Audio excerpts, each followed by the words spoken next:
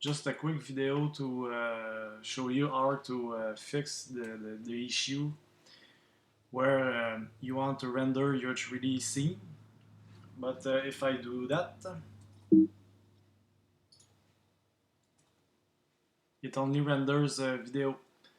So even if my camera, I uncheck the image background image, it will only render the video.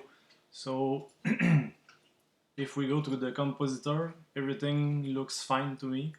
So what is really the issue? So to fix this problem, it's very simple. You only have to go to the sequencer and delete the video in the sequencer area. So as I can understand, Blender will always render the video from the sequencer before anything else. So I hope that is going to help you to fix this issue if you have it. So have a good day.